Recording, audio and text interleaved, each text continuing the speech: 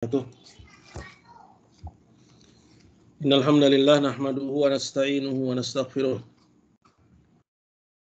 Wa na'udzu billahi min shururi anfusina wa min sayyiati a'malina. May yahdihillahu fala mudilla lahu wa may yudlilhu fala hadiyalah. Asyhadu an la ilaha illallah wahdahu la syarika lah. Wa asyhadu anna Muhammadan abduhu wa rasuluh. Ya ayyuhalladzina amanu taqullaha haqqa tuqatih wa la tamutunna illa wa antum muslimun. Amma ba'du, ibu-ibu sekalian yang dimuliakan Allah Subhanahu wa taala, alhamdulillah puji dan syukur senantiasa kita panjatkan kehadirat Allah Rabb kita Jalla wa Ala. Salawat dan salam semoga senantiasa tercurah kepada junjungan kita Nabi besar Muhammad sallallahu alaihi wasallam berserta keluarga beliau dan para sahabatnya dan orang-orang yang setia mengikuti jejak langkahnya sampai akhir zaman. Semoga upaya kita untuk menjaga kelangsungan dari kajian ini mendapat ganjaran yang baik di sisi Allah Subhanahu wa taala. Amin. Ibu-ibu sekalian dimuliakan Allah, sebagaimana yang telah kita ketahui bersama, tema umum kita ini tentang persoalan-persoalan yang merupakan ajaran orang-orang jahiliyah dulu,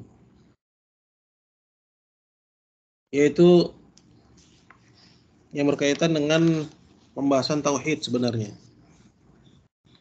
Jadi dari pembahasan kita perkara yang pertama sampai yang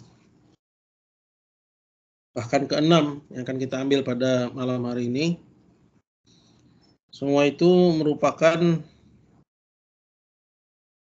kebiasaan-kebiasaan jahiliyah atau mayoritasnya termasuk kebiasaan-kebiasaan jahiliyah, kebiasaan-kebiasaan orang-orang kafir sebelum diutusnya Nabi dalam menolak dakwah yang dibawa oleh Nabi kita Muhammad sallallahu alaihi wasallam. Jadi itu poinnya.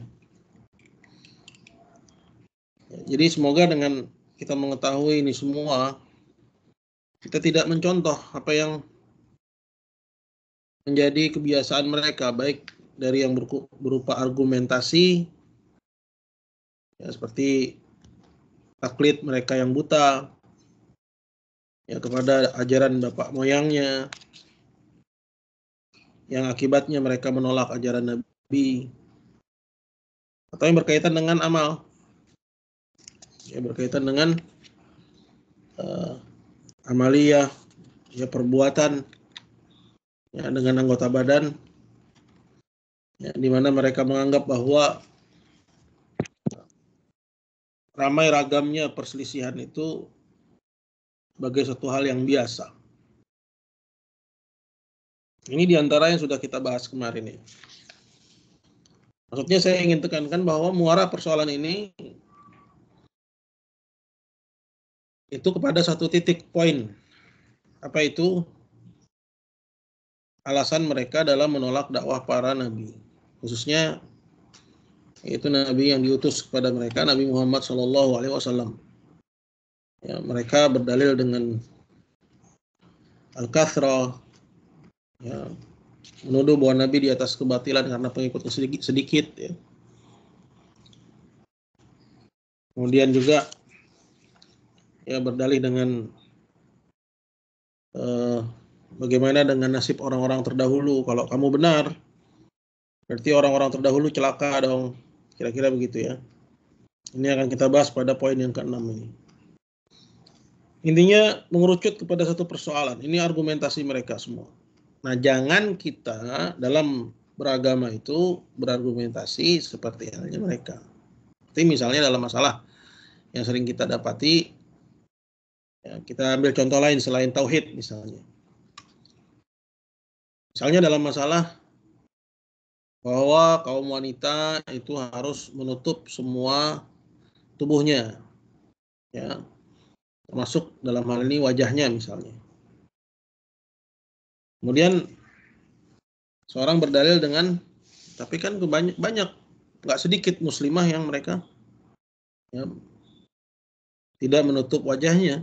Nah, ini cara-cara jahiliyah, ya, berdalil dengan mayoritas orang.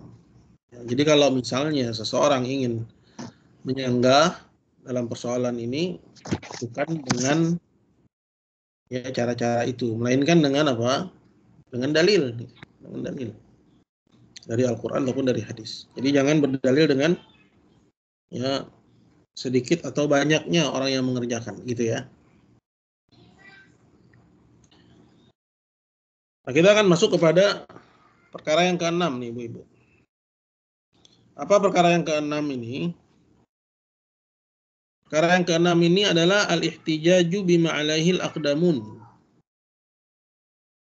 duna nadharin ila mustanadihi, yaitu berdalil dengan apa yang dulu diamalkan atau diyakini oleh orang-orang ya terdahulu, orang-orang yang sudah berlalu, yang sudah wafat duluan. Duna nadharin ila mustanadih, tanpa melihat lagi kepada apa sandarannya. Maksudnya berbaik sangka kepada orang dulu itu ya, ini diantara cara-cara orang-orang jahiliyah dalam menolak kebenaran. Ya. Nah, kalau kita lihat misalnya dalam masalah hijab ya, ibu-ibu kita di masa-masa yang lampau yang sudah mulai istiqomah itu kan cuma pakai kerudung yang tipis itu ya. Kemudian sekarang karena tersebarnya informasi dan mudahnya kita mencari tahu kebenaran, di situ tahulah kita bahwa harus dengan kain yang tidak transparan, ya nggak boleh mengeluarkan sedikit, menampakkan sedikit pun rambut. Kemudian ada yang menolak, misalnya, terus gimana dong dengan orang-orang tua kita dulu? Apa mereka salah? Apa mereka sesat? Ya, kan nggak mungkin, misalnya gitu ya. Akhirnya mengikuti orang dulu, ya menolak kebenaran yang datang dengan dalil kepadanya. Itu. Nah, cara-cara penolakan seperti ini itu cara-cara jahiliyah. Ya. Jadi harusnya kita lihat kepada sandarannya apa. Ya, misalnya orang-orang dulu, kenapa mereka pakainya hanya kerudung tipis? Ya, ya barangkali belum sampai kepada mereka dalil gitu ya. Itu sandaran yang alasan yang paling tepat kita bilang. Ya. Adapun kita yang sudah datang sampai kepada kita dalil itu dan sarana untuk mencari tahu itu begitu Allah mudahkan di zaman sekarang, jangan lagi kita mengikuti cara-cara begitu dalam menolak kebenaran atau dalam menolak sesuatu yang menurut kita ya itu tidak benar, ya, tapi lihat kepada apa sandarannya. Berkata penulis, qala al-mas'alatu sadisah, poin yang keenam, al-ihtijaju bil mutaqaddimin, ya, berdalil dengan orang-orang dulu, ya, untuk menetapkan kebenaran sandarannya cuman ini udah dikerjain sama orang-orang tua kita dulu, ya. Kaqauli, seperti yang Allah firmankan, ya, di mana ya Firaun berkata kepada Musa, ya, saat Musa mendakwahi Firaun dengan tauhid, untuk mengikuti ya ajaran tauhid. Maka Firaun berkata, qala fama balul qurunil ula. Kalau gitu gimana dong dengan nasib orang-orang terdahulu? Artinya kalau misalnya apa yang dibawa oleh Musa ini benar, sedangkan orang-orang dulu itu nggak pernah tahu tentang apa yang dibawa oleh Musa ini. Nah, berarti ada dua kemungkinan. Apakah orang dulu keliru dan Musa benar, atau orang dulu yang benar, Musa keliru? Ya. Nah, dalam kondisi seperti ini apa yang harus kita jadikan patokan? Itu kembali kepada dalil. Ya, lihat apa dalilnya, apa sandarannya, apa argumentasinya. Jangan hanya sekedar ya mengatakan, oh ini kan ya ini kan eh, sudah dilakukan oleh orang-orang dulu, gitu ya. Maka nggak mungkin mereka salah. Ya, sedangkan kamu yang membawa ajaran baru, cara-cara baru, kamu yang pasti salah. Gitu. Ini terlalu baik sangka dengan orang-orang dulu. Dan ini ajaran jahiliyah. Ya nggak begini seharusnya dalam berdalil. Ya, jadi berdalil dengan nasib orang dulu, ya dengan cara-cara orang dulu. Ini bukan dalil yang ilmiah. Ini dikenal dengan istilah hujahnya Firaun, hujah Firauniyah. Ya, fama balul qurunil ula. Wa qawlihi, dan juga firman Allah Ta'ala, ma sami'na bihadza fi aba'ina al-awwalin. Nah, ini orang-orang musyrik Mekah ya, yang mengatakan kami nggak pernah dengar yang seperti ini, maksudnya yang dibawa oleh Muhammad pada orang-orang tua kita terdahulu. Ya, jadi apakah orang tua kita yang sesat Muhammad benar, atau orang tua kita benar dan Muhammad yang sesat? Ya, nah kemungkinan yang kedua ini mereka nggak siap. Karena itu Abu Talib ketika diajak untuk mengucapkan la ilaha illallah, dia menganggap kalau dia ucapkan la ilaha illallah berarti dia mencap bahwa orang-orang tuanya, ya para pendahulunya, ya itu sesat, bahwa ajaran nenek moyangnya itu salah, dan dia nggak siap untuk sampai kepada kesimpulan itu. Makanya dia nggak mau mengucapkan la ilaha illallah walaupun dia sudah tahu ajaran yang dibawa oleh Muhammad itu benar. Lisannya nggak mau tunduk mengucapkan la ilaha illallah, sehingga dia mati dalam keadaan kafir. Pamannya sendiri, ya pamannya Nabi SAW. Kata Syekh Shalih Fauzan, qala ai idza ja'atumur rusul bil haqq. Maksudnya ketika datang kepada mereka para rasul membawa kebenaran, ihtaju bi abaihim, disitulah mereka berdalih dengan ya orang-orang tua mereka, ya dengan ajaran-ajaran yang dulu dilakukan oleh orang-orang tua mereka. Nah, ibu-ibu sekalian dengan Allah, kalau kita perhatikan ini juga menjadi ya role model, ya model dari banyak ajaran orang-orang kafir. Ya, itu pengagungan terhadap arwah, ya memuliakan ya orang-orang ya, atau leluhur-leluhur secara berlebihan. Ya, di mana hal ini pun ada pada agama-agama ya yang masih eksis sampai hari ini. Seperti misalnya jauh-jauh ya orang Kristen yang mengagungkan orang-orang solehnya. Begitu juga orang-orang Hindu, Buddha, ya. Bahkan lebih jelek lagi dalam ajaran Buddha, para pahlawannya itu jadi dewa. Ya, itu bentuk pengagungan terhadap arwah-arwah leluhur. Nah, Islam nggak begitu. Ya, Islam nggak begitu. Islam itu justru ya menjelaskan apa yang benar, sekalipun ya, orang-orang tua dan ya, leluhur ya kaum yang diutus kepadanya seorang rasul itu tidak berada di atas ajaran yang benar. Makanya kata Allah Subhanahu wa taala, awalau kanu ya awalau kana aba'uhum la yaqiluna syai'an wa la yahtadun. Apakah kamu tetap mengikuti bapak moyangmu sekalipun bapak moyangmu itu tidak memiliki akal yang lurus dan tidak mendapat petunjuk? Jadi ukurannya bukan ajaran nenek moyang gitu, bukan.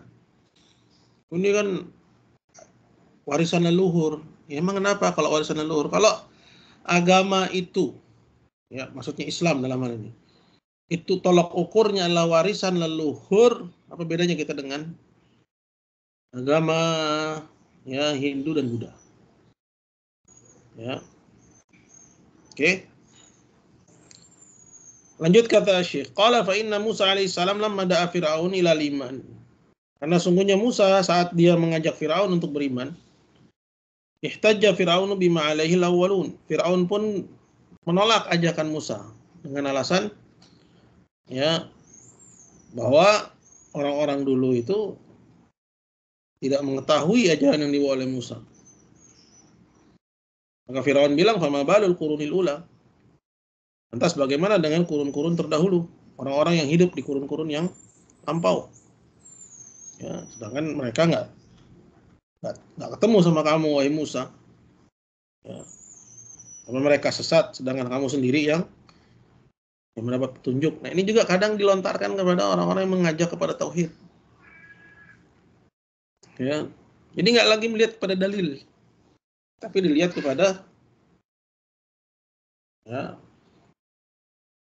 bahwa ini tidak diketahui oleh orang-orang ya leluhur-leluhur terdahulu. Ya,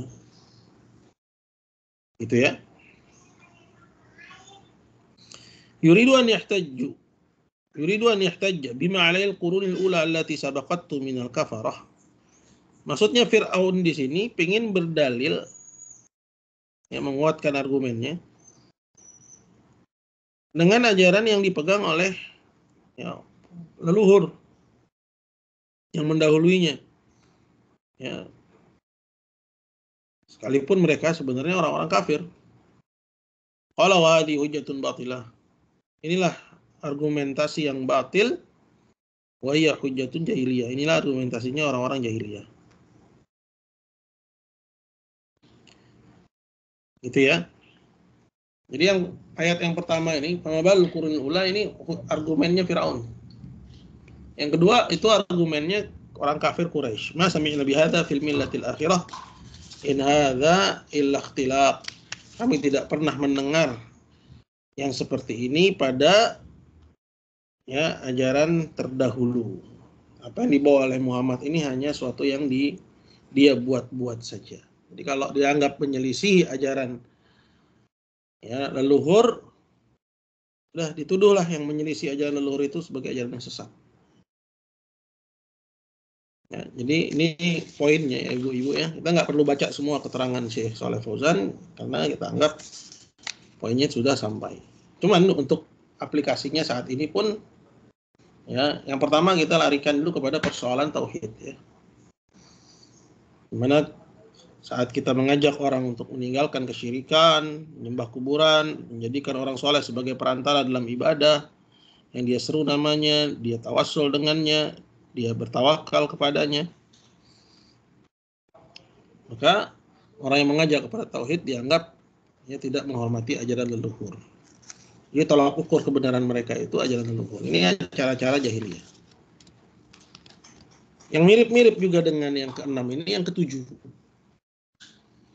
Ya, yang ketujuh ini al-istidlalu bima alaihi ahlul quwwah bi annahu wal haq. Ya, berdalil ya dalam mengklaim bahwa dia adalah pihak yang benar, lawannya itu keliru. Ya. Dengan alasan bahwa itulah yang dipegang oleh orang-orang yang memiliki kekuatan. Seperti misalnya ini agamanya negarawan, ya, atau yang dianggap kuat.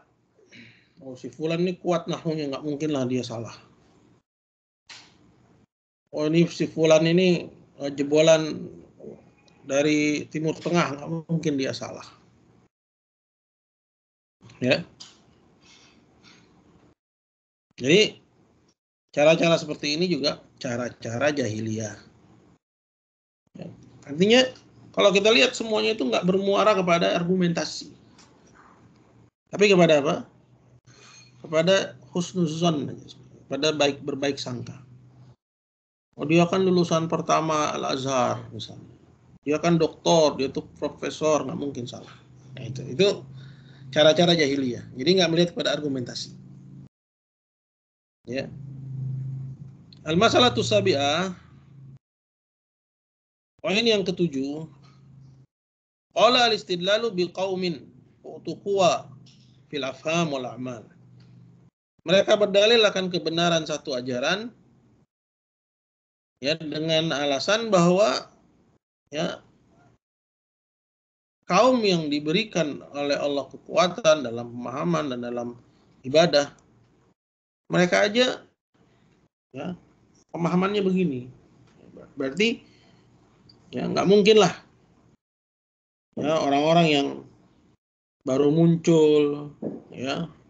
Ini juga menimpa Syekh Muhammad bin Abdul Wahab, karena Syekh ya ketika muncul di zamannya ada ulama-ulama yang sudah namanya berkibar gitu ya. Seperti Muhammad bin Fairuz ya,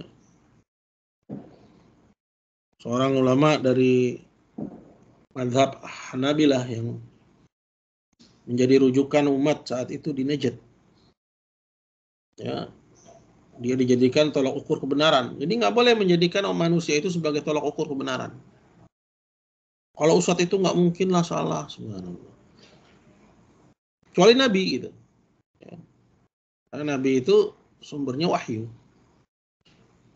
Ya. Kalau wa fil mulki wal mali wal jah. Begitu juga ya dijadikan sebagai tolak ukur kebenaran, ya tolak ukur kebenaran orang-orang yang ya para negarawan, raja atau jajarannya yang kuat secara ya kekuasaan, ya bagus finansialnya atau memiliki kedudukan. Jadi orang yang punya nama-nama baik seperti ini, ya itu dianggap tak mungkin salah. Ketika ada yang di bawah mereka menyerukan kebenaran, ya, orang yang nggak punya dalil dari argumentasi yang benar menjadikan ya tokoh-tokoh itu sebagai tolak ukur kebenaran, ya, sebagai tolak ukur kebenaran. Ya, apakah dia kiai, ustadz, syekh, atau misalnya seorang hartawan, penguasa, orang yang punya kedudukan. Nah, ini cara pendalilan yang keliru. Faradallahu bidzalika biqaulih. Maka Allah pun membantah ya, argumentasi seperti ini dalam firman-Nya, walaqad makkannahum fi ma immakkannahum fi. Sungguh kami telah memberikan kekuasaan kepada mereka pada apa yang ya, jika kami kuasakan mereka pada hal itu. Maksudnya ya bahwa orang-orang yang menentang para nabi, orang-orang yang menentang para rasul itu banyak dari orang-orang yang memiliki kekuasaan. Jadi kekuasaannya itu menjadi dalil nggak mungkinlah kami salah. Atau kekuatan dalam hal keilmuan misalnya, dalam hal nahwu, dalam hal faraid, ilmu waris, ya, dalam hal ya, ilmu yang lain selain tauhid misalnya. Dia dianggap kuat di situ dalam ilmu balaghah dan yang selain sebagainya. Dianggap kuat dia di situ. Ya, dia pun dijadikan dalil. Oh, kalau orang-orang ini nggak mungkin salah. Sedangkan kamu siapa? Kamu orang yang baru saja muncul belakangan. Nama kamu nggak seharum dengan orang-orang itu. Maka ya kamu pasti yang pihak yang keliru gitu ya. Jadi dalilnya bukan argumentasi yang benar, bukan ayat, bukan hadis, bukan ijma gitu ya. Tapi hanya sebatas ketokohan. Nah, ini nggak boleh. Ya, ini cara berdalil dan yang dulu dilakukan oleh orang-orang jahiliyah. Wa qaulihi, dan juga firman Allah Subhanahu wa taala, wa kanu min qablu yastaftihuna 'ala alladziina kafaru. Dulu orang-orang musyrik, ya, orang-orang Yahudi maksudnya di sini, yastaftihuna 'ala alladziina kafaru. Ya. Wa kanu min qablu yastaftihuna 'ala alladziina kafaru. Ini kisah akan diutusnya Nabi Muhammad SAW. Ya, di mana ya mereka mendapat informasi dari orang-orang Yahudi akan datangnya seorang Nabi akhir zaman. Ya. Artinya mereka sandarkan ya perkara ini kepada orang-orang yang mereka anggap berilmu, ya, yang memiliki Alkitab, yaitu orang Yahudi. Ya, falamma ja'ahum ma 'arafu kafaru bih. Tapi ketika datang kepada mereka seorang rasul yang mereka sudah kenal, maksudnya Muhammad, mereka malah kufur dengannya. Ya, orang Yahudinya kafir dengan Nabi Muhammad SAW, orang musyrikunnya pun juga ya mendustakan Nabi Muhammad SAW. Ya, padahal mereka dulu ya menjadikan orang Yahudi itu sebagai tolak ukur. Ya. Wa qawlihi, dan juga firman Allah Subhanahu wa taala, ya'rifunahu kama ya'rifuna abna'ahum. Ini tentang orang-orang kafir Mekah. Ya, orang-orang musyrik Mekah. Yang Allah Azza wa Jalla ceritakan bahwa Muhammad itu sudah mereka kenal seperti mereka kenal kepada anak-anaknya sendiri. Tapi kenapa didustakan? Padahal dulu mereka sendiri ya selalu bertanya kepada orang-orang Yahudi ya tentang ya kabar akan adanya utusan Allah yang terakhir. Kata Syekh Shalih Fauzan, qala min masail jahiliyah, termasuk masalah jahiliyah, perkara jahiliyah, annahum yastadilluna anna ma kana alaihi al-aqwiya minan nas wa ashabil jawa ashabil daka annahu huwal haq. Mereka berdalil bahwa yang dianut oleh orang-orang yang kuat dari manusia, orang-orang yang terpandang, orang-orang yang cerdik cendekia, bahwa itulah pasti yang benar. Ya. Ini bahaya kalau kayak gini. Ya, di mana sekarang ini ya semua orang berhak ngomong.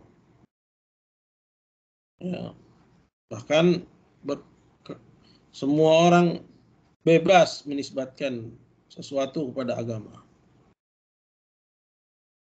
Ya. Kemudian dia kemas dalam bentuk yang sangat kelihatan ilmiah, hingga akhirnya apa yang terjadi?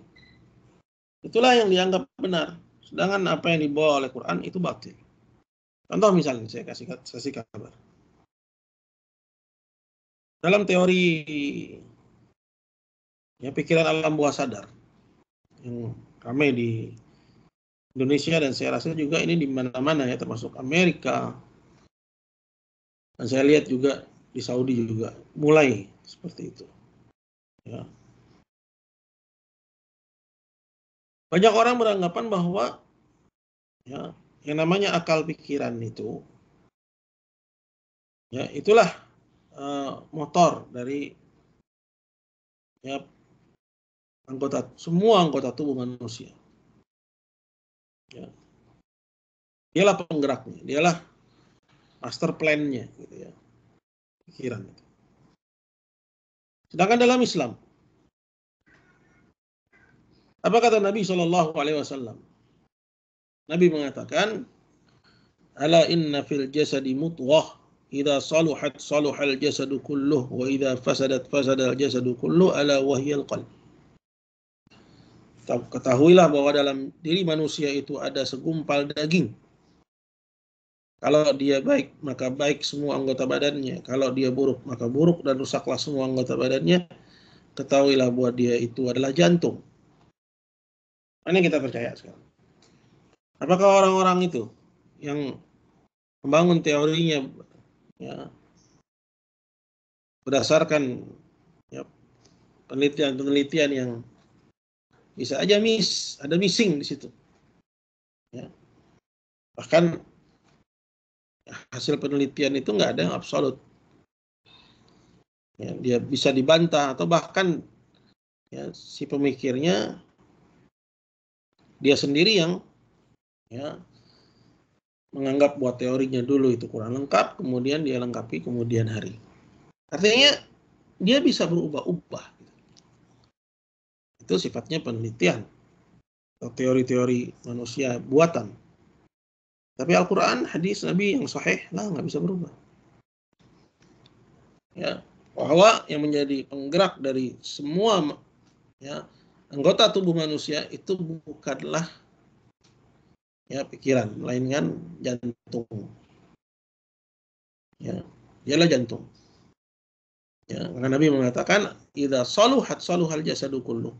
Kalau dia baik, maka baiklah semua anggota badannya. Wa idza fasadat fasadal jasadu kullu. Nah, kalau dia rusak, maka rusaklah semua anggota badannya. Contoh, Anda yang biasa sholat, kemudian nggak sholat. Nah, bagaimana perasaannya? Kalau jantung di kita diartikan hati gitu ya. Tapi kalau hati itu kan sebenarnya qalb ya, qalb itu limpa gitu. Ya, qalb itu jantung gitu dalam Islam. Ya. Tapi kalau hati itu kila gitu dalam bahasa Arab. Al-muhim, mana yang merasakan kedamaian? Ya, untuk pegang. Ya, di mana letak jantung gitu. Ya. Bandingkan dengan ketika seorang melakukan maksiat. Kemudian pegang. Bagaimana hatinya berdebar-debar. Ya, ketenangan, ya begitu juga kegelisahan itu di jantung. Dia yang memerintah. Dia yang memerintah. Seperti yang dikatakan oleh Ibnu Qayyim. Maksudnya contoh ini untuk apa? Ini contoh ya di mana orang-orang yang katanya pinter, cerdik, cendekia, keliru. Ya, gitu loh. Bahwa yang menjadi tolak ukur itu apa? Adalah nas, dalil. Ya, adalah dalil. Sallallahu alaihi wasallam. Jadi ibu-ibu sekalian muliakan Allah, ini poin yang ketujuh ya. Simpulannya adalah bahwa dalil kebenarannya orang jahiliyah itu hanya ya melihat ya kepada ketokohan. Ya, syekh, tokoh agama, tokoh spiritual, kalau mereka udah ngomong udah pasti benar. Ya, kita sebagai muslim nggak boleh begitu. Ya, melainkan kepada argumentasi. Bahkan dalam Islam ada ya para tokoh-tokoh agama ya, dan ini ada di masa orang-orang Yahudi dan Kristen ya, yang mereka justru dinilai ya sebagai tuhan-tuhan lain di samping Allah Azza wa Jalla oleh para pengikutnya. Ini sudah berlalu mungkin dalam kitab Tauhid ya, di mana Allah Subhanahu wa taala berfirman dalam Al-Qur'an ya, ittakhadhu ahbarahum wa ruhbanahum arbaba min dunillah.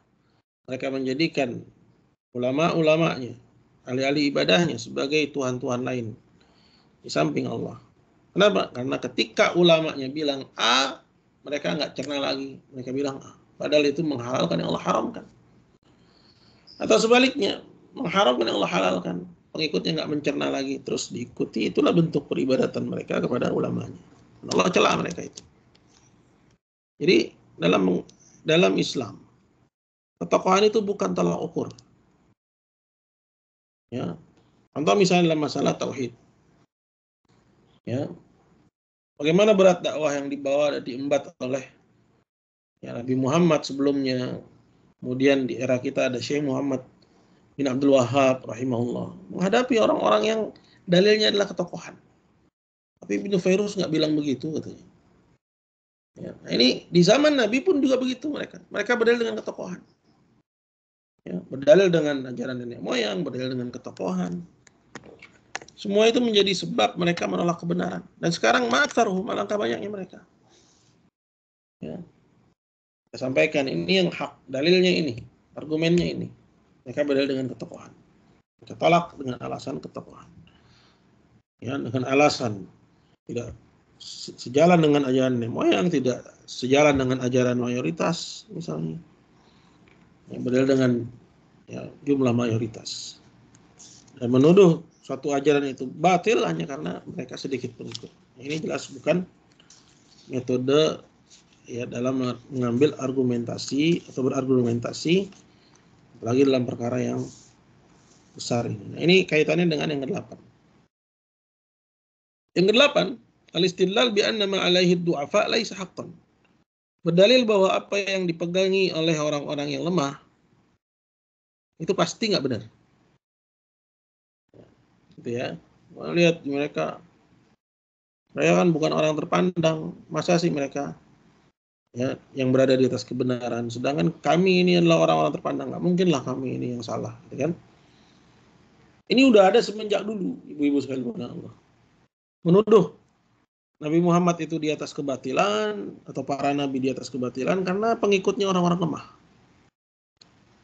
Gitu ya.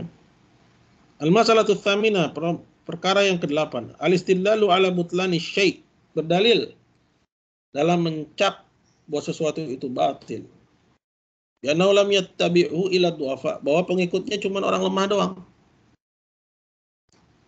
Ya. Jadi kalau pengikutnya orang-orang lemah, ya lemah di sini bisa lemah finansial, utama emang lemah finansial, nggak punya kedudukan, bukan orang-orang terpandang. Ya seperti awal kemunculan Islam di zaman ya Nabi Muhammad SAW, pengikutnya banyak dari orang lemah. Ya, banyak dari kalangan budak. Dalam Al-Quran Allah Jalla wa'ala berfirman, mengutip perkataannya orang-orang kafir, anu'minu laka wattaba'akal ardhalun, apakah kami harus beriman kepada engkau sedangkan yang mengikutimu itu orang-orang rendahan. Wa qawlihi ahaula imanallahu alaihim min bainina, apakah mereka itu maksudnya orang-orang lemah itu, mereka yang dapat anugerah dari Allah ya, sedangkan kami ini orang-orang yang terpandang, kami tidak. Artinya apakah mereka orang-orang lemah itu yang ada di atas al-haq, padahal mereka adalah para du'afa ya, sedangkan kami yang terpandang ini secara kedudukan, secara harta ya, itu adalah orang yang sesat, orang yang batil. Itu mereka bertanya begitu. Maksudnya ingin ya mendebat ya para nabi. Ya, begitu juga orang-orang yang ya orang-orang awam ya dengan cara-cara yang nggak ilmiah ini. Jelas ini nggak ilmiah. Ya. Jadi semua yang kita sebutin dari argumentasinya musyrikin ini nggak ilmiah. Maka hanya berdalil dengan ya kalau ajaran itu diikuti oleh orang-orang terpandang pasti benar gitu ya. Dan kalau pengikutnya adalah orang-orang lemah pasti salah. Gitu. Faradallahu biqauli, maka Allah Ta'ala pun membantah argumen mereka itu. Kata Allah, qala alaihissallahu bi'alama bisyakirin. Bukankah Allah dia yang paling tahu siapa yang paling bersyukur, yang paling tinggi rasa syukurnya. Sehingga sekalipun secara finansial dia bukan orang yang hartawan, ya, di masyarakat juga bukan orang terpandang, tapi dia itu orang yang bersyukur kepada Allah. Ya. Dan bukan suatu hal yang terlarang untuk Allah beri dia hidayah, dan orang-orang kaya yang sombong itu justru Allah tidak kasih mereka hidayah. Ya. Jadi ini poin yang ke-8 ya. Jadi dia mirip seperti yang ke-7, di mana yang ke-7 itu berdalil akan ya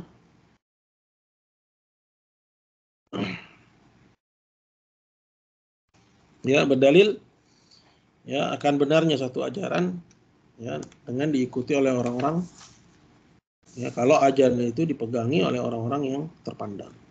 Dan sebaliknya nih di poin yang ke-8. Kalau diikuti oleh orang-orang yang lemah ya yang tidak terpandang, ini dalil bahwa ajaran itu adalah ajaran kebatilan, ajaran yang batil. Ya. Yang ke-9 ya. Awal masalah itu tasyiah. Iqtida'uhum bifasaqatil ulama wa juhalil ubad.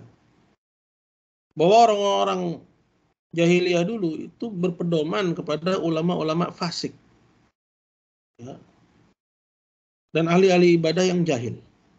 Ya. Ulama itu menunjukkan akan kadar keilmuan. Ya. Mereka tahu, ya.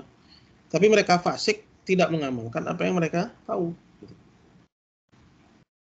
Yang mereka perintah mereka langgar, ya, larangan mereka justru kerjakan.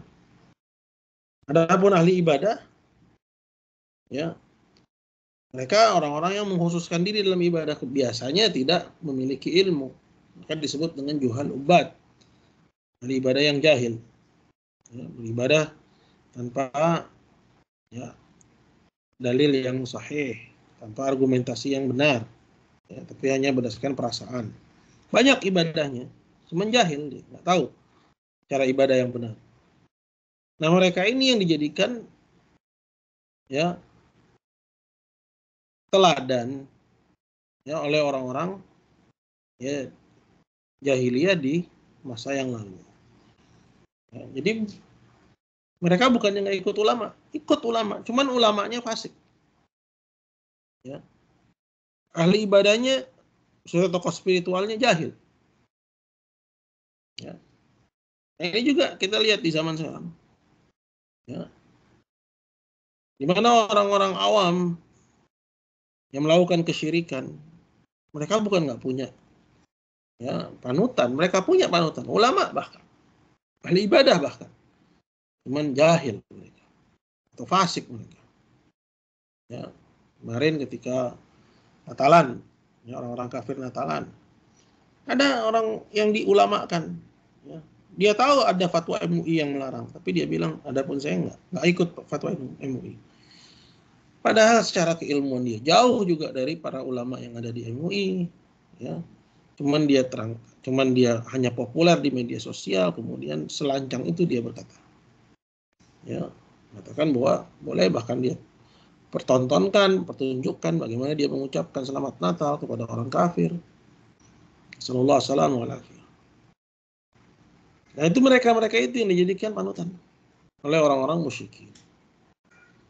Ya, ulama-ulama yang dengan alasan berdakwah masuk ke diskotik, ya, ikut duduk bersama para, ya, pelacur misalnya, ya, tidak, tanpa mengenal batasan-batasan agama, fasik.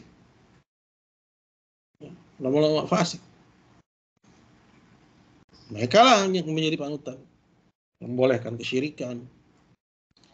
Fata biqauli, maka Allah Ta'ala pun datangkan firman-Nya, ya ayyuhalladzina amanu, wahai orang-orang yang beriman, inna katsiran minal ahbari war ruhban, sesungguhnya banyak dari ahbar, untuk jamak dari habr, itu ulama Yahudi dan Kristen, war ruhban, dan juga para rahib, ya, ini ahli ibadah, ya, tapi nggak berilmu. Mereka itu kebanyakannya la ya'kuluna amwalan nasi bil batil, mereka makan harta manusia dengan cara-cara yang batil, wa yasudduna an sabilillah, dan menghalangi manusia dari jalan Allah. Menghalangi manusia dari mengenal tauhid, memusuhinya, menuduhnya dengan tuduhan Wahabi, ya, menuduhnya dengan tuduhan radikal, ya, dan seterusnya, sehingga, ya, orang-orang awam yang ingin mengetahui kebenaran jadi menjauhi kebenaran. Karena apa? Karena inilah yang dijadikan panutan mereka. Dan juga firman Allah yang mengatakan la taghlu fi dinikum. Maksudnya, ya ahlul kitab, wahai ahlul kitab, jangan kalian berlebihan dalam beragama. Ya. Ghairal haq, melanggar kebenaran. Wala tattabi'u ahwa'a qaumin qad dhallu, dan jangan kalian mengikuti, ya, nafsu-nafsu satu kaum yang mereka sendiri telah tersesat sebelumnya. Wa adallu katsiran, dan membuat sesat kebanyakan orang. Wa dhallu an sawa'is sabil, dan tersesat dari jalan yang lurus. Nah, ini ayat yang kedua ini menerangkan kepada kita, ya, bahwa ada orang-orang yang, ya, mengikuti hawa nafsu kaum yang telah sesat sebelumnya. Maksudnya para ulama yang fasik, ya, para ahli ibadah yang jahil, ya, dalam membolehkan kesyirikan, ya, dan menyesat-nyesatkan at-tauhid. Di negara kita banyak, ya, menganggap bahwa ini kan kearifan budaya, kearifan lokal, ya, warisan budaya, dilestarikan, ya, pakai serban, bajunya putih, ya, muka Arab, ya, diulamakan, ditokohkan, ya, tapi membolehkan kesyirikan.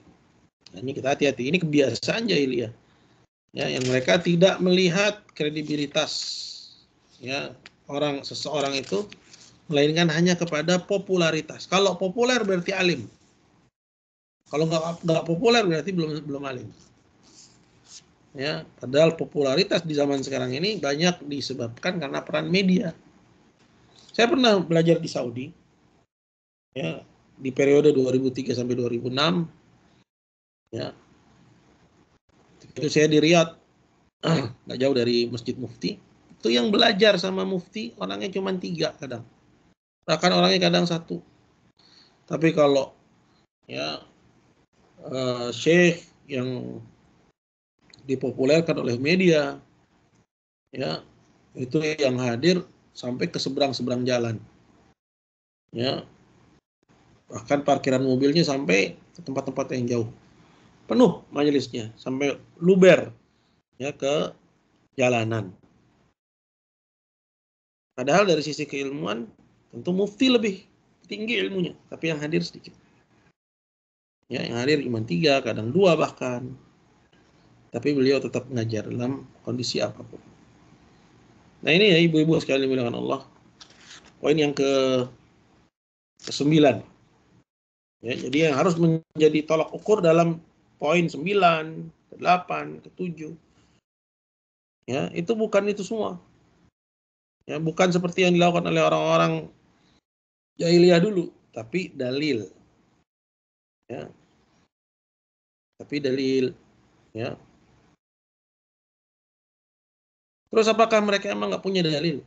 Ya, mereka punya dalil, cuman dalilnya mereka simpangkan, ya, atau mereka berdalil dengan hadis palsu atau dengan hadis-hadis yang lemah, atau hadisnya sahih namun pemahamannya keliru, dan seterusnya. Karena nggak mungkin, ya, bagaimanapun Allah Azza wa Jalla membolehkan kesyirikan kepadanya. Allahu a'lam bissawab. Kita sisakan buat tanya jawab Ibu, ya. Insyaallah pertemuan yang akan datang kita masuk kepada poin yang ke-10. Jika ada pertanyaan saya persilahkan. Ya, alhamdulillah atas penjelasannya Ustaz, dari penjelasan ke-6 sampai ke-9. Mungkin dari teman-teman ada yang ingin dipertanyakan kepada ini.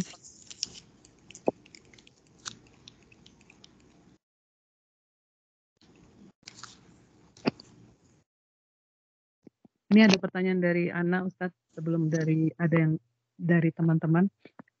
Dari penjelasan Ustadz yang nomor 6 sampai dengan 9 tadi itu, kebanyakan memang banyak sekali ya pada dasarnya dalam kehidupan kita sehari-hari, seperti di Jawa Timur pun banyak sekali orang-orang yang masih suka ke Wali Songo dan juga masih kolot dengan dengan pendapat-pendapatnya para ulama yang lebih populer seperti Ustadz jelaskan tadi. Nah, ini bagaimana kita menyikapinya ya Ustadz? Sementara kadang kalau kita ingin menjelaskan kepada keluarga kita, mereka, oh ini sudah ajaran dari dulu, kamu ikutin aja. Nah, seperti itu Ustadz. Sementara kita karena sudah belajar, jadi kita semakin tahu, oh ternyata itu salah. Nah, itu bagaimana ya Ustadz menyikapinya? Jazakallah khairan katsiran. Ya, buat kita yang tidak banyak mengetahui dalil, ya, atau tidak lihai dalam mengutip dalil, ya, kita bisa bilang kepadanya bahwa itu bukan argumen yang tepat, gitu ya, dan jawaban itu nggak ilmiah, ya. Dia menjawab bahwa ini sudah dilakukan oleh orang-orang dulu secara turun-temurun, ya. Jadi kalau kita bisa bawakan dalilnya, ya bagus. Tapi kalau nggak bisa, kita cukup sebut bahwa itu bukan dalil, ya. Kita sebut itu bukan dalil. Justru Al-Quran menjelaskan itu adalah argumennya orang-orang musyrikin dalam menolak dakwah Nabi Muhammad. Kalau alasan itu yang dia utarakan, ya, boleh diutarakan, artinya benar, ya, atau sah diutarakan di sini, itu artinya ya ketika orang-orang musyrikin Mekah dulu beralasan begitu, ya berarti benar mereka. Ya, ketika kita tahu bahwa alasan itu tidak benar di zaman Nabi, maka alasanmu juga nggak benar.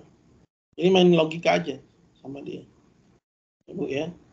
Nah, tapi kalau kita bisa bawakan dalilnya, itu yang seharusnya kita miliki atau kita kuasai, kita sampaikan misalnya mana yang kita hafal dari dalilnya, seperti misalnya inna wajadna ba'ana ala umma wa inna ala athari muqtadun. Orang musyrikin Makkah dulu berdalil dengan ajaran nenek moyang, masa kamu juga berdalil dengan ajaran yang turun temurun?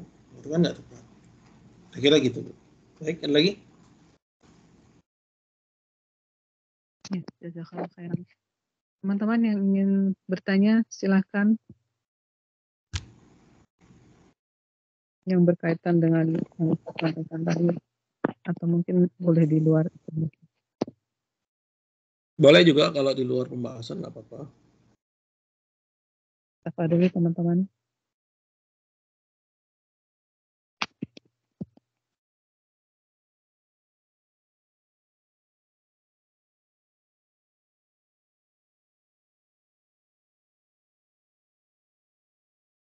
Sepertinya tidak ada yang mau bertanya.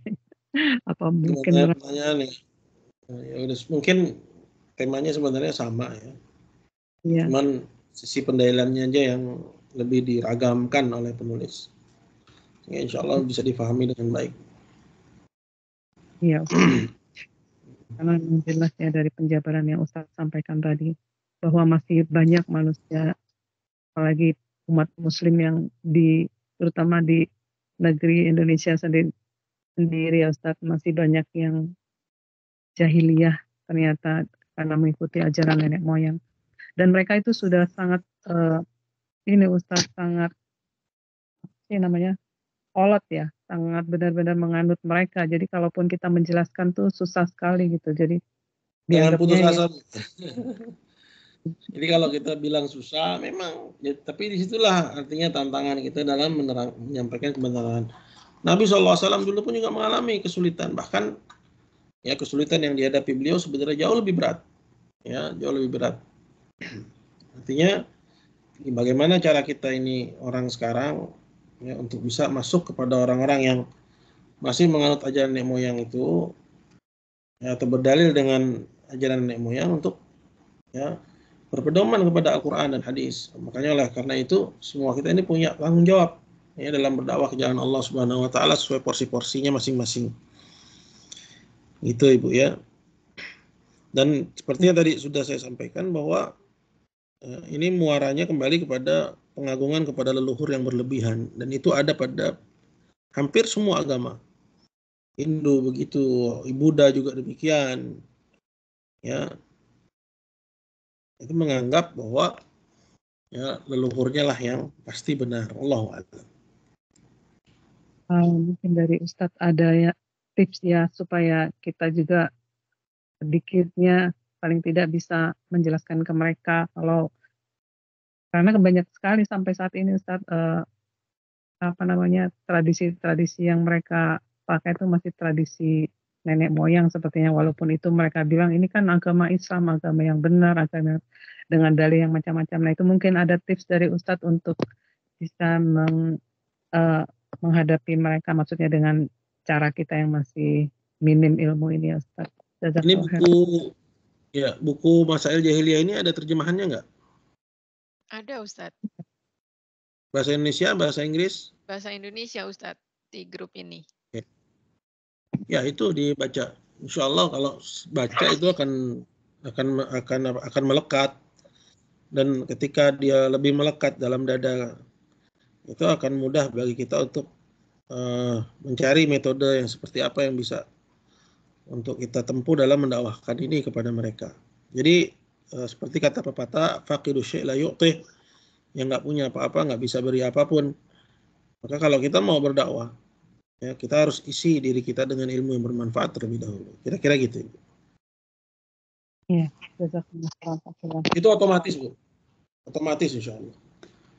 Jadi kalau kita rajin baca misalnya, apakah tema yang kita bahas sekarang atau yang telah lalu, karena kan semuanya itu saling dukung. Maka itu akan menjadi modal yang cukup dalam mendakwahi orang-orang yang keluar dari tauhid utamanya ya. Nah, saya minta untuk difokuskan kepada tauhid. Ya, kenapa? Karena ketika kita bicara masalah yang lain, yang itu urgensinya di bawah tauhid, nanti yang paling pentingnya yaitu masalah tauhid ini, ya itu nggak akan tersampaikan. Gitu. Misalnya ya, ini sekedar contoh ya. Kalau di Indonesia ini Bu, ya, isu perselisihan antara ya ahlul bidah dengan yang mereka tuduh sebagai Wahabi, itu isu yang mencuat masalahnya bukan tauhid. Ya, tapi masalahnya apa? Yang mencuat masalahnya tahlilan. Ya, itu masalahnya Maulid Nabi. Yang mencuat masalahnya perayaan Isra Mi'raj. Pokoknya hal-hal yang sebenarnya itu perkara-perkara kebid'ahan. Ya. Yang bahkan ketika kita dahulukan itu, nanti tauhid malah nggak nyampe. Tapi kalau kita dahulukan tauhid, ya minimal dia muslim dulu. Ya. Itu yang Ini ada yang soal itu bisa menyusul. Ya, silakan Bu. ya apa dulu usia sama. Ya, jazakillahu khairan Uti Nurul. Assalamualaikum warahmatullahi wabarakatuh. Ustadz, jazakumullahu khairan atas penjelasannya Ustadz. Di sini yang mau ditanyakan, kalau tadi Ustadz menjelaskan bahwa jangan melihat kepada kelompok yang banyak, karena kita bersandar kepada dalil. Ada di sini kelompoknya nggak banyak Ustadz, tetapi misalnya ada tanda kutip yang sekarang pendakwah, tapi basicnya mereka ini bukan pendakwah Ustadz, tapi para motivator. Jadi mungkin ketika para motivator ini sudah cukup naik daun, kemudian followernya banyak atau pengikut-pengikut seminarnya banyak, dan kebanyakan orang muslim, seringkali para motivator ini mengambil atau mengutip dalil-dalil Al-Quran. Dan ujung-ujungnya tanda kutip juga dianggap sebagai ustadz. Jadi menyikapi yang seperti ini Ustadz, karena mereka kan punya kemampuan kata-katanya bagus, indah seperti itu Ustadz. Jadi orang terlenakkan juga. Nah, apa nasihat Ustadz ketika sekarang para motivator tanda kutip beralih kepada profesi Ustadz. Jadi mohon nasihatnya. Jazakumullahu khairan. Ya, jangan ambil ilmu kecuali dari ahlinya. Dalam hal ini mereka yang memang punya basic belajar ilmu agama, gitu ya. Seperti yang disebut sebagai ustadz, ketahuan histori, jejak belajarnya, ya. Itu yang kita jadikan pedoman gitu dalam mengambil ilmu. Gitu. Adapun motivator gimana? Ya, kalau dia misalnya berbicara dalam konteks yang memang itu bidangnya, nggak ada masalah misalnya. Ya. Tapi semua disiplin sebenarnya itu ada kaitannya dengan agama. Kita sekalipun motivator itu juga nggak bisa bicara sembarangan. Kenapa seorang ustadz itu kadang bicaranya agak terbata-bata, nggak selancar para motivator? Itu perbedaannya justru disebabkan karena seorang ustadz itu lebih tahu ya, untuk dia tidak menyampaikan kecuali memang yang dia pastikan benar. Ya, saya sering juga dengar beberapa motivator agak keceplosan gitu ngomongnya, agak keceplosan. Ya, contoh seperti misalnya yang populer di Indonesia, ya kalau semesta menghendaki, ya, atau misalnya dalam momen pergantian tahun, ya terima kasih tahun 2023. Ini kan hal-hal yang mereka anggap biasa, tapi sebenarnya nggak boleh itu secara redaksi. Ya, memang yang beri dia nikmat selama ini, ya zaman, dalam artian tahun yang lalu sehingga dia harus berterima kasih kepadanya.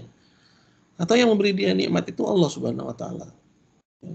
Kebanyakan orang nggak memperhatikan hal seperti itu dan menganggapnya sebagai hal yang sambil lalu saja. Artinya menurutnya itu perkara yang remeh gitu ya. Tapi sebenarnya ya perkara-perkara tersebut ya, misalnya seorang ustadz nggak tahu bahwa itu batil atau enggak, minimal dia nggak akan mengucapkan itu gitu. Jadi pedoman dalam mengambil ilmu ya kepada ahlinya yang diketahui ya sejarah atau jejak ya menuntut ilmunya ya, itu yang pertama. Kemudian kalau motivator lompat profesi jadi ustadz, nah ini bahaya. Ya, ini berarti dia nggak mengerti tentang porsinya, ya, tentang porsinya. Jadi sebagaimana dahulu para salaf itu melarang kita mengambil ilmu dari qasas, ya. Karena diantara orang-orang yang duduk ya, memimpin majelis itu di masa lalu adalah para qasas, orang-orang yang menyampaikan kisah-kisah. Nah, para salaf itu melarang untuk mengambil ilmu dari qasas. Nah, begitu juga dalam kasus seperti ini yang ada di zaman sekarang ini. Para motivator lompat profesi, ya ikut bicara masalah agama. Ya kalaupun kita misalnya mendengar, jangan dijadikan patokan. Harus dikomparasi dulu. Ya dibandingkan, dipastikan dengan seorang ustadz. Benar nggak yang dia omongin begini? Gitu. Artinya jangan jadikan mereka itu sebagai pedoman dalam hal agama. Kecuali dalam persoalan yang emang dia di situ bidangnya, ya, gitu. Jadi ini untuk menjaga kehati-hatian dari masuknya pemahaman yang keliru atau pemahaman yang menyimpang, ya, sehingga tidak tercemar nanti pemahaman seseorang terhadap agama ini. Allahu a'lam. Ya Ustadz, jazakumullahu khairan. Mungkin satu lagi Ustadz, kalau tadi masalahnya kan tentang para motivator. Kalau ini memang background-nya punya pendidikan agama, mungkin bisa dipanggil ustazah atau bisa dipanggil ustadz. Terus dalam berdakwahnya berkolaborasi Ustadz, bareng-bareng dan ada komedinya di dalamnya Ustadz. Tapi followernya ini banyak Ustadz. Nah, apakah karena dia punya background agama, terus kita bisa ambil ilmunya dari mereka Ustadz? Mohon nasihatnya. Jazakumullahu khairan Ustadz. Amin wa yakum. Ini sebenarnya kita juga lihat kalau kaitannya dengan follower, ya, apalagi kita tahu juga ada aplikasi atau misalnya yang semisalnya yang untuk meningkatkan follower. Nah, kita nggak tahu itu apa yang ada di balik akun seseorang itu. Ya. Dan bisa juga kemungkinan follower di situ juga disebut sebagai masa yang mengambang itu sebenarnya. Dia ada di mana aja gitu. Ya, cuman memang ya dia ikut memfollow dan kita tahu kan kalau kita memfollow suatu akun belum tentu juga kita ikuti semua kajiannya. Cuman karena kita sempat terpana, sempat senang misalnya dalam satu topik, tapi dalam update dari akun tersebut nggak selalu juga diikuti seluruhnya.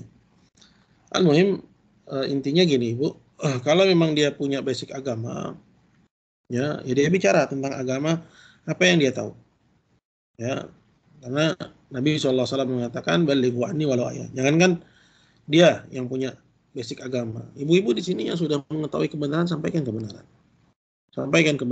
gitu. Yang ibu tahu, yang ibu pastikan bahwa ibu betul-betul memahaminya. Ya, jadi ya dia sampaikan itu kebenaran itu, ya. Kalaupun memang ditandem misalnya dengan seorang dokter, ya nggak ada masalah, itu bagian dari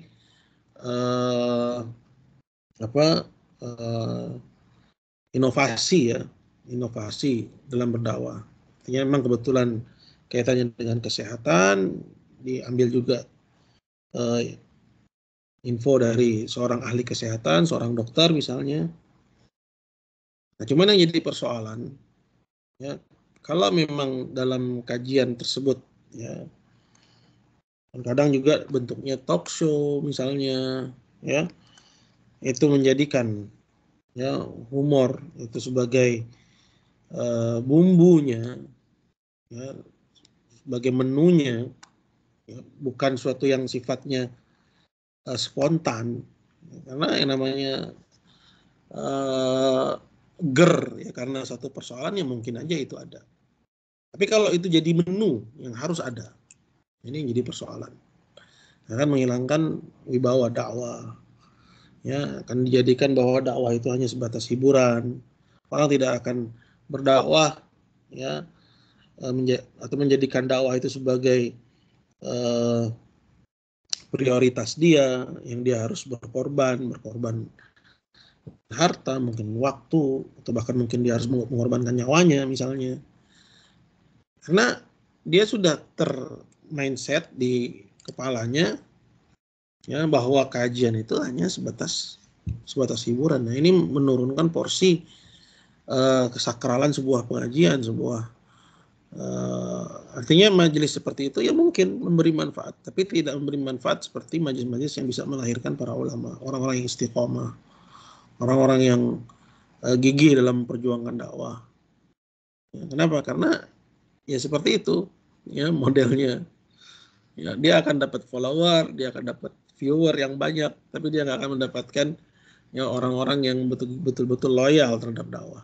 Nggak akan dia dapatkan. Allahu a'lam.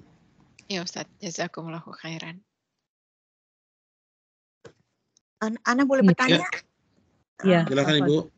Ya. Assalamualaikum warahmatullahi wabarakatuh, Ustadz. Waalaikumsalam warahmatullahi wabarakatuh.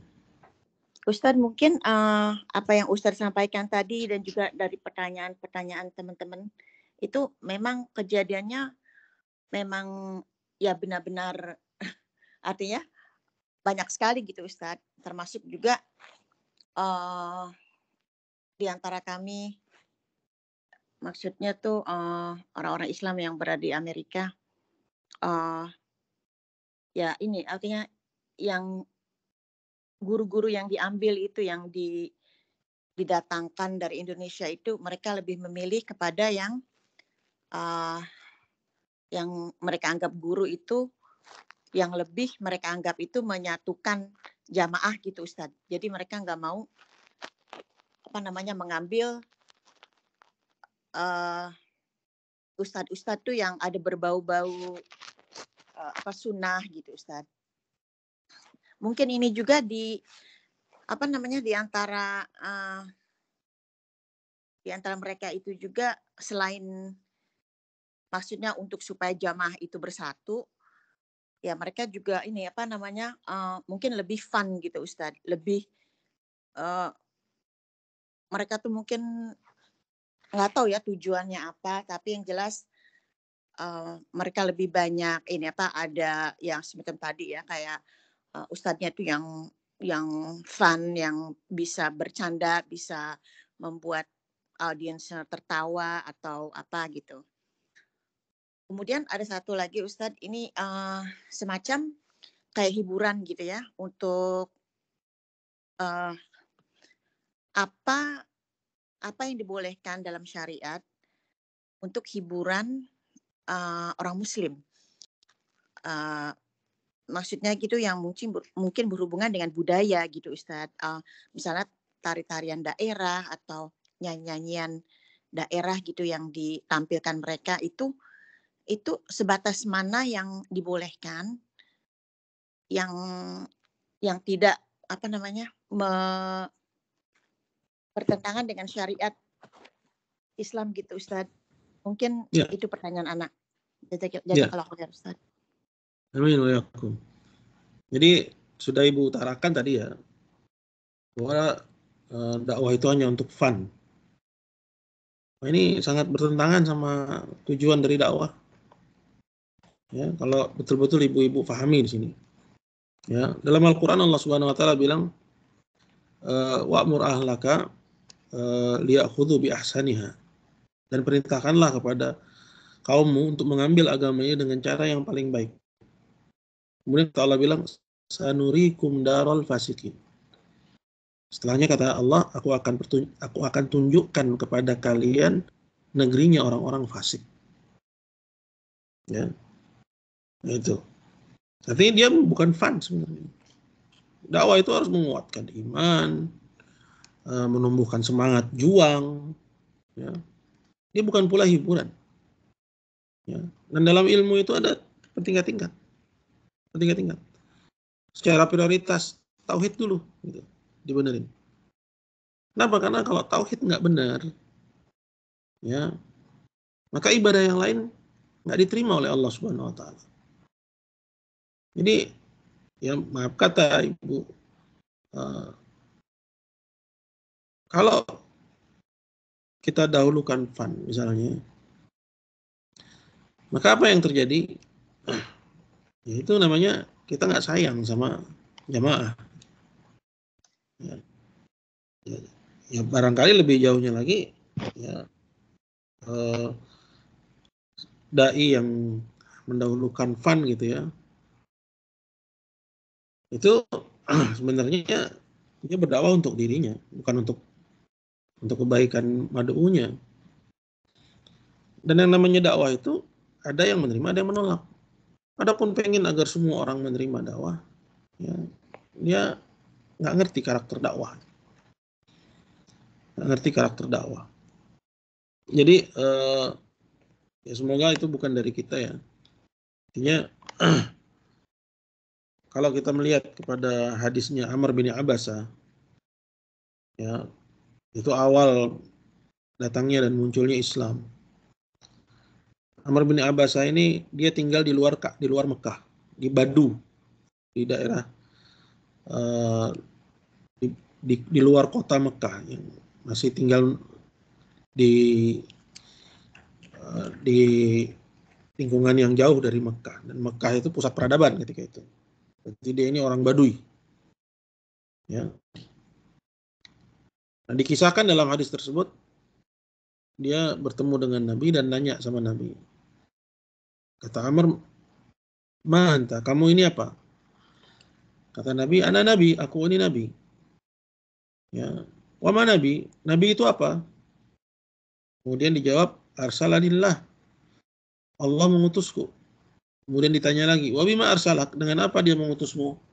Perhatikan jawabannya Nabi kita.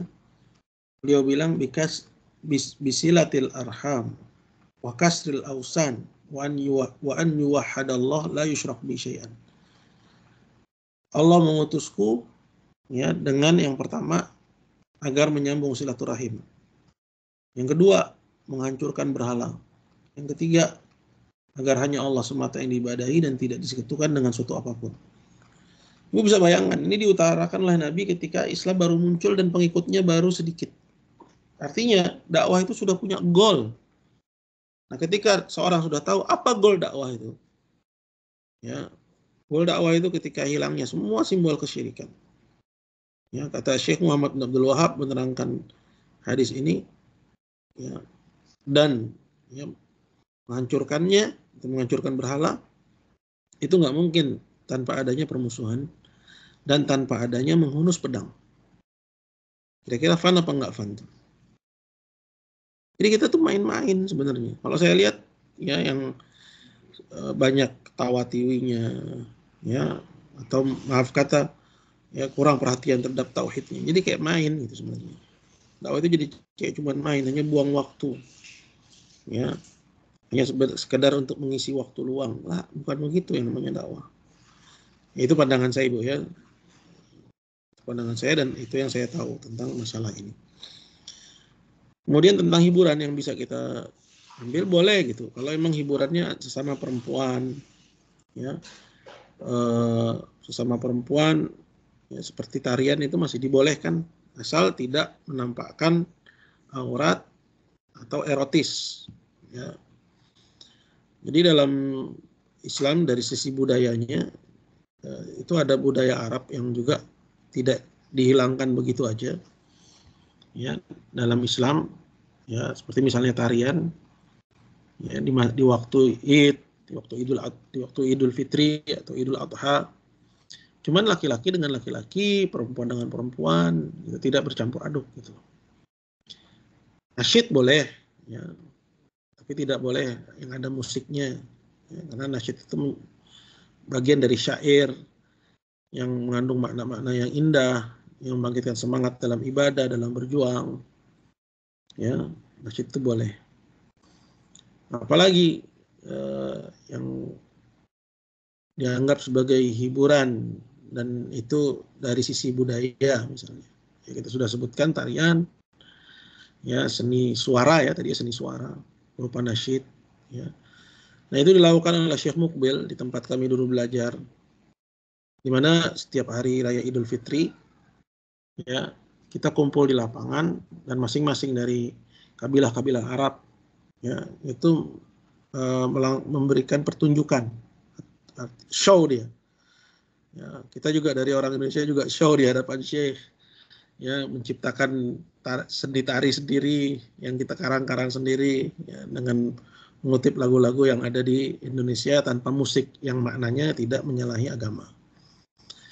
Itu boleh insya Allah, ya seperti itu Ibu ya. Barakallahu fiik. Adapun hiburan yang lainnya ya banyak, ya yang lainnya adalah banyak insya Allah yang boleh. Barakallahu fiik. Ya Ustaz, jazakallah khair. Amin wa iyyakum. Ya. Mungkin ada yang ingin bertanya lagi kalau mungkin Ustadz atau mungkin Silakan, ada silakan aja. Iya. Tafadholi teman-teman kalau masih ada yang ingin dipertanyakan.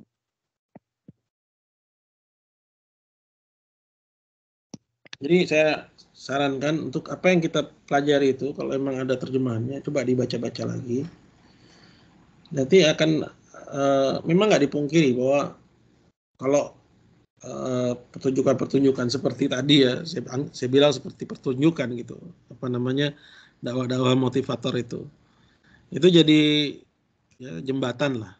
Jadi ya walaupun kita katakan tidak sepatutnya, tapi ya ada aja nanti akhirnya orang-orang yang mulai meningkat keagamaannya sehingga ya mereka udah lagi nggak suka lagi dengan yang hanya menjadikan lucu-lucu itu sebagai menu ya. Tapi kalau spontan nggak ada masalah.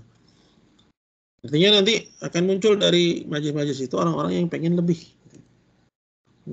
sehingga mereka juga akhirnya ketemu dengan majelis-majelis seperti yang kita bina, ya majelis baca kitab ulama, ya keterangan ulama, ayat, hadis. Insyaallah itu yang akan membentuk ini. Baik jika nggak ada mungkin kita cukupkan aja. Iya Ustaz, mungkin ada nasihat untuk kita semua Ustaz sebelum ditutup dan sekalian mungkin Ustaz bisa menutup kajiannya ya Ustaz. Jazakallah khairan katsiran. Amin wa iyyakum. Jadi simpulan aja ya dari apa yang sudah kita bahas. Ya, bahwa kita harus berdiri kepada dalil. Nanti kita hadapi di masyarakat ini luar biasa, Bu. Ya, kekacauan pemikiran, kekacauan. Contoh ya, ini sekedar contoh aja, Ibu. Barusan saya lihat di YouTube. Ya, ada seorang yang mengatakan kalau sihir itu bukan magic katanya. Sihir itu bukan magic, bahkan dia bisa dijelaskan secara ilmiah katanya. Kemudian dia masuk kepada tema di mana sihir itu ya orang yang kena sihir biasanya karena dia depresi. Waduh. Saya langsung gimana gitu ya. Karena saya tahu Nabi itu kena sihir. Kapan Nabi depresi? Itu pentingnya kita tahu dalil. Ya. Nabi itu kena sihir. Ya, disihir oleh Labid bin Al-Asam al-Yahudi. Ya. Sehingga dia dikhayalkan kepadanya bahwa dia mendatangi istrinya padahal dia nggak mendatangi istrinya. Akhirnya Jibril turun ya melepas sihir itu dengan 2 muawwidzatain. Surat Al-Falaq dengan surat An-Nas. Nah, itu riwayatnya benar. Nah dari sini itu kita langsung tahu kan bahwa apa yang diucapkan oleh orang itu ya bahwa sihir itu bisa dijelaskan secara ilmiah dan bukan magic, dan ya kebanyakan orang yang kena sihir itu karena depresi. ini teorinya udah pasti salah. Akhirnya saya dengerin, oh benar. Semuanya bermuara kepada pikiran alam bawah sadar.